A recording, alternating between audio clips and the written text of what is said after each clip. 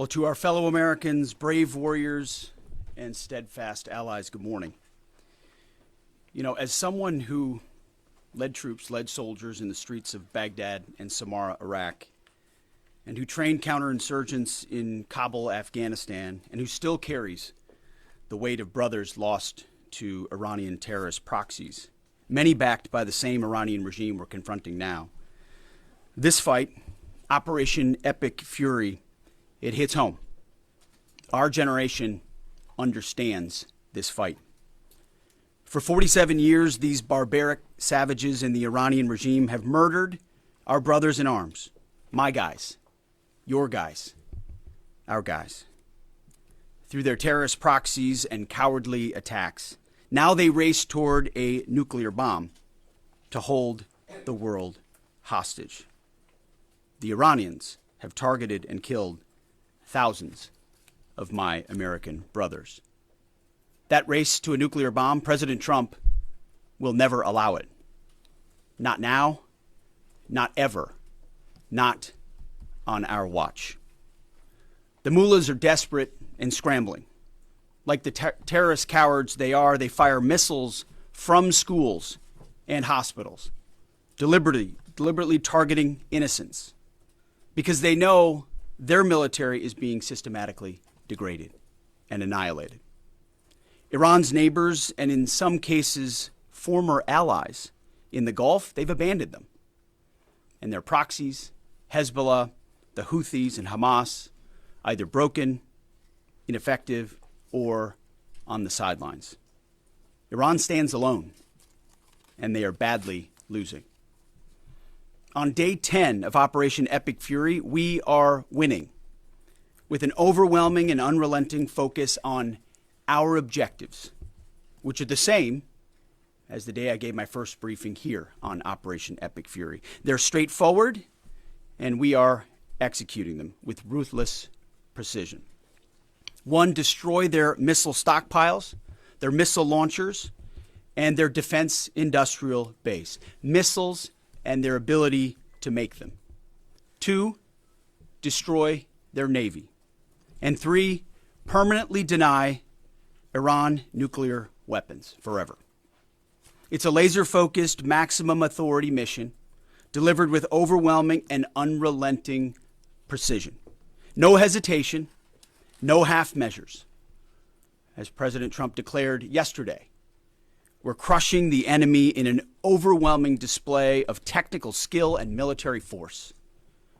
We will not relent until the enemy is totally and decisively defeated. But we do so on our timeline and at our choosing. For example, today will be yet again our most intense day of strikes inside Iran. The most fighters, the most bombers, the most strikes. Intelligence more refined and better than ever. So that's on one hand. On the other hand, the last 24 hours have seen Iran fire the lowest number of missiles they've been capable of firing yet. Just the bifurcation, just the trend lines that we talked about on our first briefing. You see, this is not 2003. This is not endless nation building under those types of quagmires we saw under Bush or Obama. It's not even close.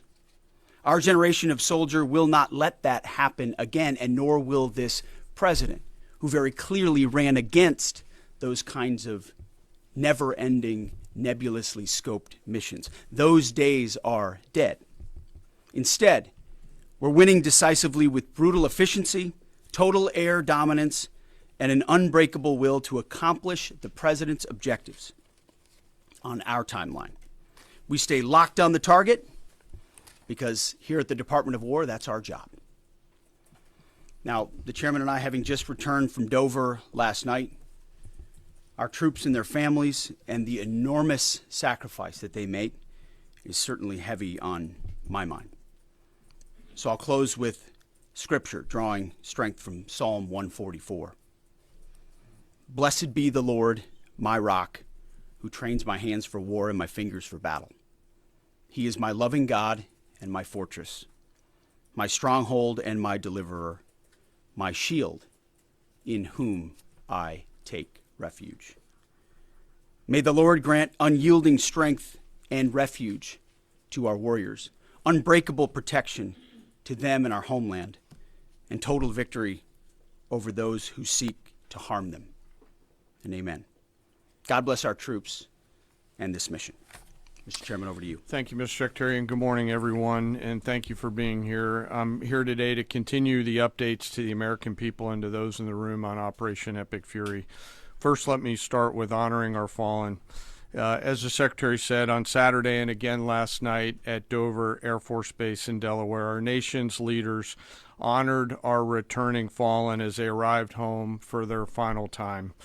Last week, I shared a few of the names, and today I want to share the rest. Major Jeffrey O'Brien and Chief Warrant Officer 3 Robert Marzan were the final two fallen to return home and members of the U.S. Army Reserve's 103rd Sustainment Command out of Des Moines, Iowa. Last night, as the news has been reporting, we honored the return of Staff Sergeant Benjamin Pennington of the U.S. Army's 1st Space Brigade from Fort Carson, Colorado. When I met Ben's family last night, his mom, his dad, and his sister, they showed me a drawing that Ben had made when he was in kindergarten. It was clear all the way back then that Ben wanted to do one thing in his life, and he wanted to serve his country and be a soldier. And to the Penningtons, just know how Ben was absolutely a great one. And finally, Major Sorfleet Davies, who returned home this weekend after sadly passing away from a medical condition while on duty in Kuwait. We welcome him home as well and mourn with his family. To the families and the families of all of our fallen, we share in your profound grief. The Joint Force remains eternally grateful for your sacrifice and the gift of a great example that your service members have given all of us. I want you to know that their names will never be forgotten, and you and your family are part of our Joint Force family forever. Let me talk a little bit about the progress thus far, acknowledging that Admiral Cooper will likely continue to give updates from CENTCOM. As the Secretary said, we're in the 10th, moving into the 11th day of Operation Epic Fury. The Joint Force remains focused on 3 military objectives: continue to destroy Iranian ballistic missiles and drone capability in order to prevent attacks on the U.S. and others throughout the region. And this means attacking launch sites, command and control nodes, stockpiles before they can threaten our personnel, our facilities, and our partners. Second, we continue to strike the Iranian Navy and their capabilities in order to do things like sustain movement through the Straits of Hormuz. And third, we continue to start working on and going deeper into Iran's military and industrial base in order to prevent the regime from being able to attack Americans, our interests, and our partners for years to come and project power outside their borders. This means servicing production facilities, research and development sites, and infrastructure. Let me turn to the map. We're going to try digital today to prevent laser injury. Since our last update, CENTCOM continues to make progress across the southern flank. To date, they've struck more than 5,000 targets. U.S. Strategic Command bombers recently dropped dozens of 2,000-pound GPS penetrating weapons on deeply buried missile launchers across the southern flank. We also have struck several one-way drone factories to get at the heart of their autonomous capability. And of course, alongside our regional partners along the southern flank, continue to execute intercepts against one-way attack drones using fighters and attack helicopters. Our strikes mean we've made significant progress in reducing the number of missile and drone attacks out of Iran. Ballistic missile attacks continue to trend downward, 90% from where they've started, and one-way attack drones have decreased 83% since the beginning of the operation. A testament to our air defenders and our air defense systems, and as I said, our partners in the region continue to do great work as well. Second, we're making substantial progress towards destroying the Navy.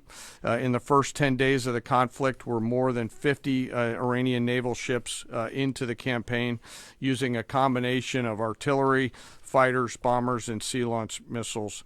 As Admiral Cooper noted last Thursday, we struck and sank an Iranian drone carrier ship, and U.S. CENTCOM continues today to hunt and strike mine-laying vessels and mine storage facilities. This work will continue.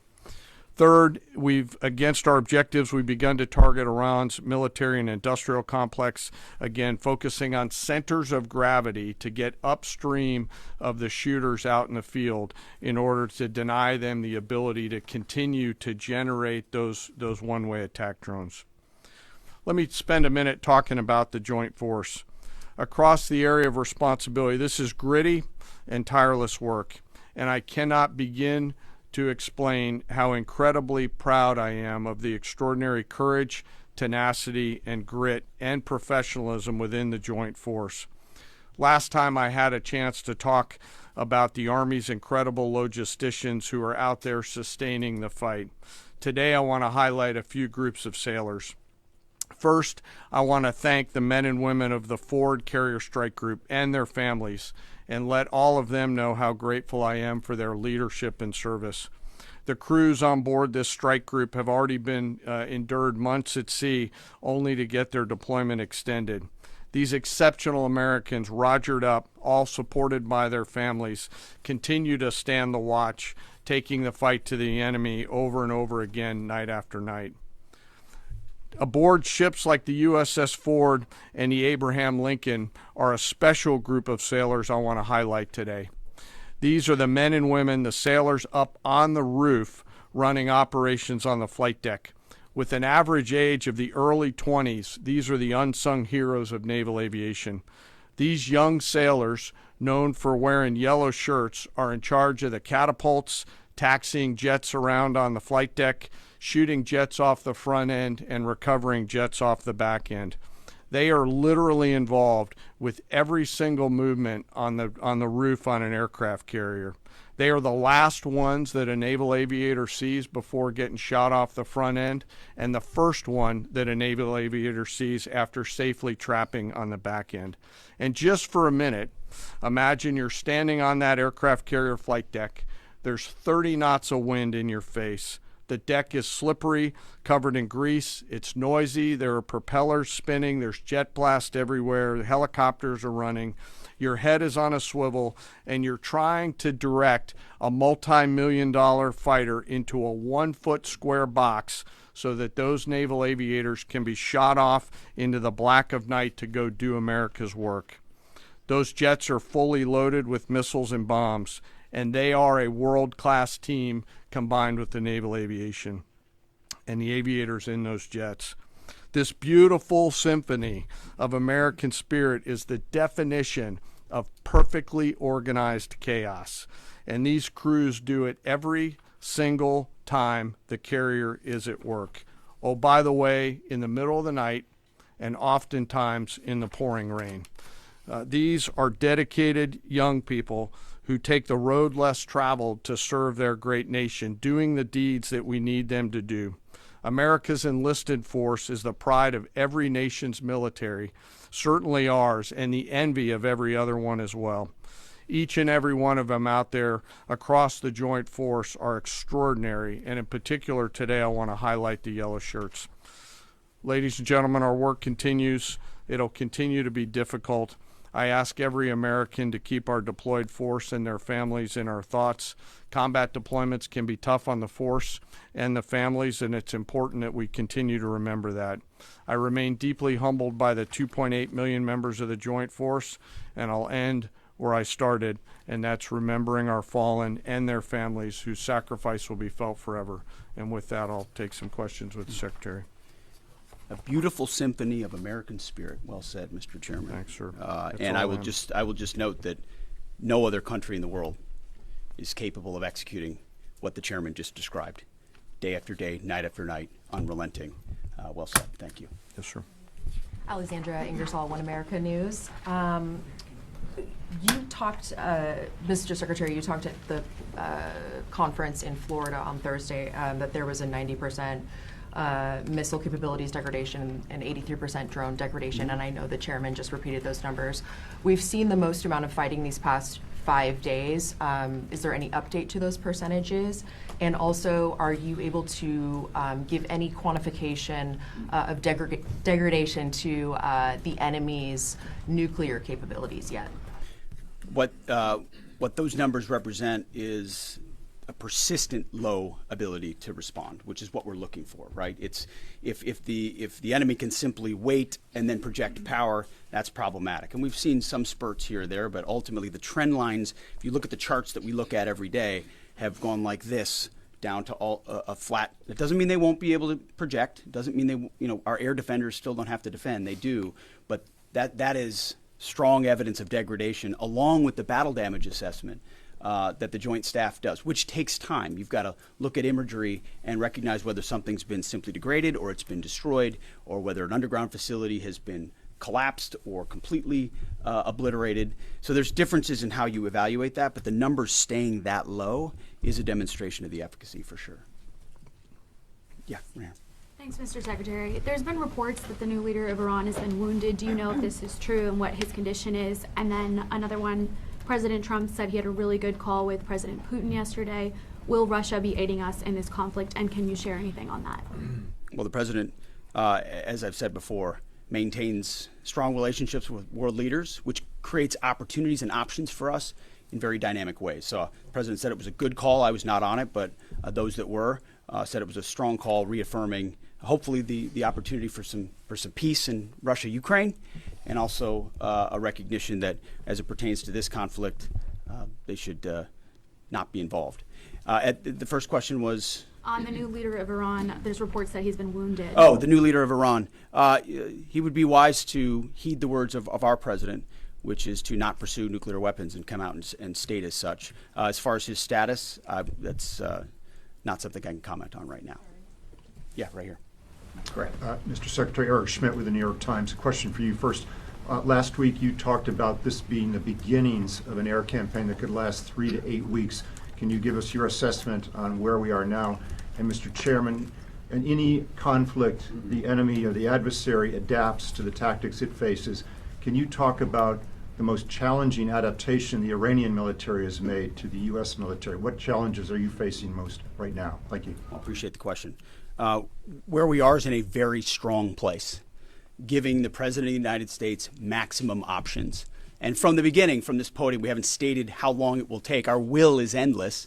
Ultimately, the President gets to determine the end state of those objectives, right? But what he's said continually, and I want the American people to understand, is this is not endless. It's not protracted. We're not allowing mission creep. The President has set a very specific mission to accomplish. And our job is to unrelentingly deliver that. Now, he gets to control the throttle. He's the one deciding, he's the one elected on behalf of the American people when we're achieving those particular objectives. And so it's not for me to posit whether it's the beginning, the middle, or the end. That's his, and he'll continue to communicate that. What we serve him as is we give him updates on a daily basis of exactly where we are so he can make that determination on the throttle. Mr. Chairman. Thank you for the question on adaptation. As you're right, no plan survives first contact with the enemy or Murphy. They're adapting, as are we. Of course, we have very entrepreneurial warfighters out there. I'd rather not, for operational security reasons, tell them what's working. So I'm not a not answer that question based on that. But we are watching what they're doing, and we are adapting faster than they are. Are they more formidable than you anticipated, General? I think they're fighting, and I respect that, but I don't think they're more formidable than what we thought. Secretary Hegseth, thank you. Jordan Conrad's from the Gateway Pundit. Axios reported, citing U.S. and Israeli sources, that the U.S. was not happy with strikes on 30 fuel depots in Iran. While this is anonymous sourcing, it seems kind of congruent with what President Trump said yesterday, that there's certain spots they don't want to hit relating to energy infrastructure that would take a long time to rebuild. And whether this reporting is true or not, what's your message to Americans, those who supported the president and those who aren't really in favor of this war and who worry that Israel might be taking advantage of the U.S.'s backing. And then for Mr. Chairman, for you, I wanted to ask, when you say that we're moving inland, what capabilities does Iran have to shoot down jets over their land?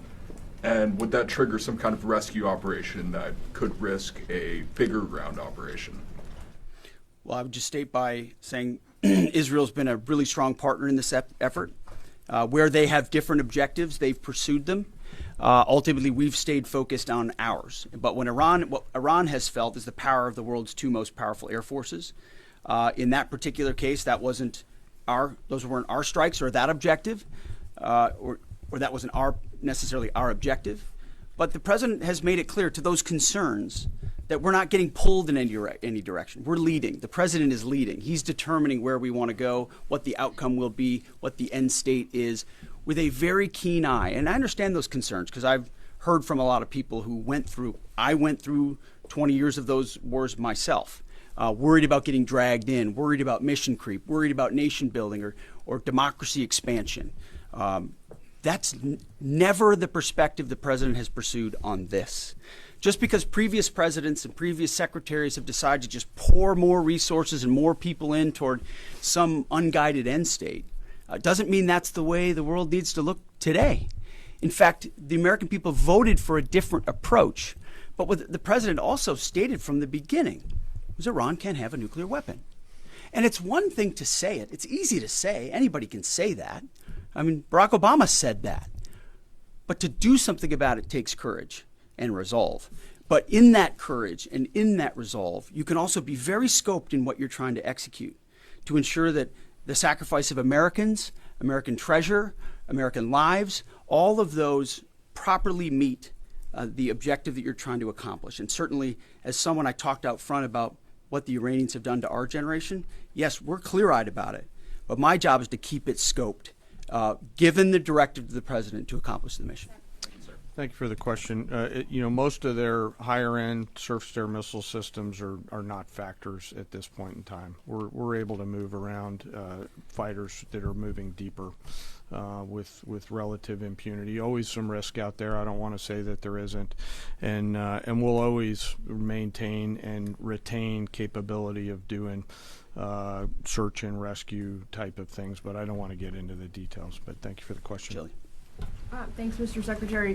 President Trump told our team on the ground early this morning that the thing that has surprised him the most during the course of this operation so far has been the Iranian regime attacking countries that are not attacking them. I'm curious if that surprised you as well. And General, curious if you were open to the possibility of escorting vessels through the Strait of Hormuz, and if you could describe some of the challenges of doing so. Big mistake by the Iranian regime to start targeting its neighbors right away, exposing who they are and what they're all about, indiscriminate targeting, flailing recklessly at the beginning. I can't say that we anticipated necessarily that's exactly how they would react, but we knew it was a possibility. And I think it was a demonstration of the desperation of that regime then and that regime now, that they still think their pathway out is to try to alienate their Arab partners even more, who've instead decided to come to us and have been willing to go on the offense, have been giving us access, spacing, and overflight in a new partnership that will continue to remake the region the way that President Trump did with the Abraham Accords. So you're pushing those countries in our direction to support this effort, further alienating Iran. And I think it's worth underscoring. I see in the media banners that say, war expanding or war spread.